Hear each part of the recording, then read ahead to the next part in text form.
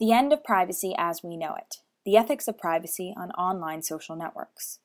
When you hear online social network, most of you likely think Facebook. Some of you may think of these other services. Yet, Facebook is by far the winner in today's online social network market. If you're on online social networks at all, it's likely that you're on Facebook and spend much more time on Facebook than these other social networks. As I talk about my research on the ethics of privacy on online social networks, what I'm focusing on is the ethics of privacy on Facebook. Facebook is the most prominent and fastest growing technology ever. It's extremely pervasive and persuasive, making it one of the most powerful technologies ever. Much has been written about Facebook and privacy recently as it rolled out a set of new features, including a feature called Open Graph, which opens your information up to third parties. So why did I go through a year and a half of research in this area? I knew I wanted to write about privacy on the internet, which was soon narrowed to privacy on online social networks. As I began doing my research, the area became much more interesting as privacy continued to deteriorate on these services. Additionally, as someone who, like many college students, arrived on campus and got a Facebook, it's been an integral part of social interactions in my time at Stanford, and has changed significantly in my time here. I aim to determine the ethical responsibilities of online social networks to protect privacy. More generally, I asked, what should the relationship between the regular user on the left, like you and me, and Facebook, led by Mark Zuckerberg on the right, be like? I found that the relationship between the two shifted in the favor of Facebook, eliminating user privacy and control while leaving the user helpless and confused. Some have asked, why should I care about privacy on Facebook? First, it's your information that can be shared with third parties and they can hold on to that information for as long as they want. Second, many of us join the service with expectations of it being private, when it's now gone public and there's no telling what will be made public next. What is privacy exactly? I view privacy as control. Privacy has many benefits, including autonomy, release from publicity, self-evaluation and individual decision-making, and limited and protected communication. All of these benefits, I believe, foster better communication and relationships between individuals.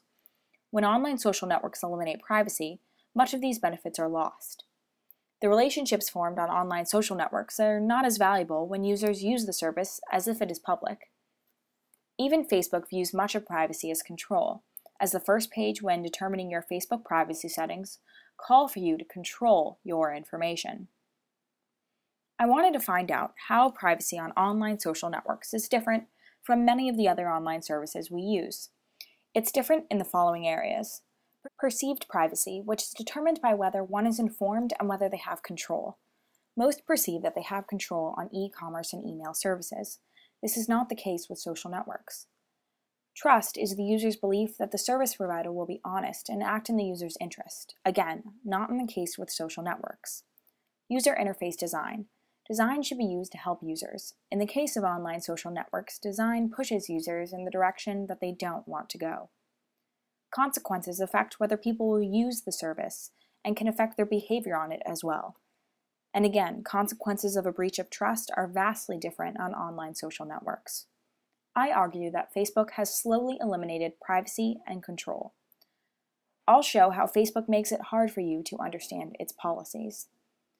When you sign up for Facebook, you're required to agree to a privacy policy that's longer than the US Constitution, and that most people never actually read before they agree to it.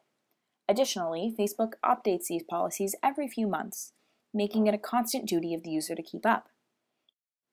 In the last 5 years, Facebook's privacy policy has grown to 5,830 words from 1,004 in 2005 when I joined Facebook.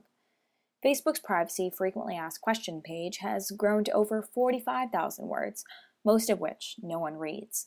Additionally, the psychology behind it all suggests that the more and more information Facebook gives its users, the more confused they are, finding it too complicated to understand anything at all. Another barrier to user control is that Facebook opts users into sharing information in ways they may not want, without meaningful consent. The changes at the beginning of this year opted users into sharing their information with everyone, rather than just only friends. Additionally, with Facebook's Beacon advertising program, which led to a huge lawsuit, and the recently unveiled instant personalization feature, Facebook opts you into sharing information with third parties. Once these advertisers have your information, they have no obligation to delete it, even if you opt out of the service. Facebook claimed a whole host of information that they told you could remain private. Yet, after Facebook amassed 350 million users, much of it was proclaimed public, and you couldn't hide it at all. Facebook opted users into sharing information regardless of previous user controls to keep that information private. Facebook's opt-out system pushes users to share more information. Choice architecture describes how decisions are influenced by how choices are presented.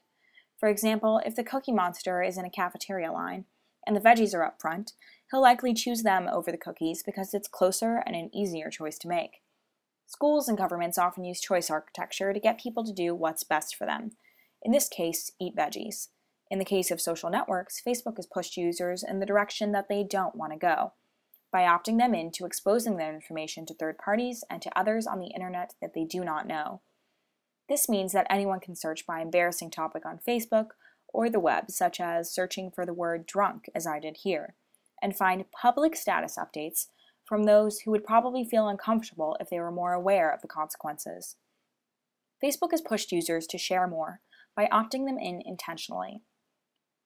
Another barrier to user control is that Facebook's privacy settings are too complicated for users. Here you can see how difficult it is to navigate privacy settings today. The numerous options have made it extremely difficult for a user to control their privacy, and therefore to have any privacy whatsoever. When one must go through several of these pages to control their settings, I began to question the intentions of Facebook. Why was it so hard to make your information private, when it's so easy to share information? All of these changes over the last few years have actually made it harder to control your information. So why would Facebook attempt to eliminate user control? There exists an inherent conflict of interest in Facebook's needs and the needs of the user. Facebook wants users to share more information so that users spend more time on the site and share more publicly available information with advertisers. The more time spent on the site, the more ads that can be served up to users. While the everyday user just wants to share information with their friends and family, Facebook is motivated by monetizing their free service to the point where user interests are on the back burner.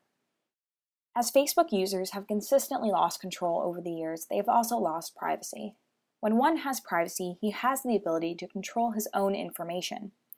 I argue that information can be achieved through ethical information privacy practices.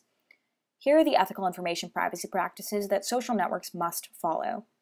Notification. A social network must notify a user when it collects the user's private information. Choice. A social network must offer a user the opportunity to refuse consent to share information. Use. The online social network may only use the information for the purpose in which it gathered it. And security. The social network must ensure that the criteria above exist to protect the user. Facebook was introduced as a private network. After it eliminated its competition and its user base became invested in the service, the company removed privacy protections. When users are opted in, there is no notification. Facebook shared information beyond the purpose in which it was originally gathered.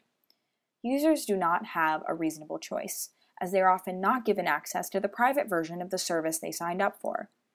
Various barriers to user control, including more buttons and pages to make privacy changes than necessary, privacy setting and policy changes make it more confusing and difficult for users to make an informed choice. Facebook fails to meet ethical privacy standards by failing the requirements and leaving users unprotected. The hope is that these ethical information privacy practices can be used to determine whether any social service is giving its users the control they need to protect their privacy. So what now? This is not the end of privacy as we know it. We are all looking for alternatives, yet it is unlikely that a wide-reaching and ethically responsible social network will form in the near future. Just like any other business, we must challenge social networks to do what is ethically responsible.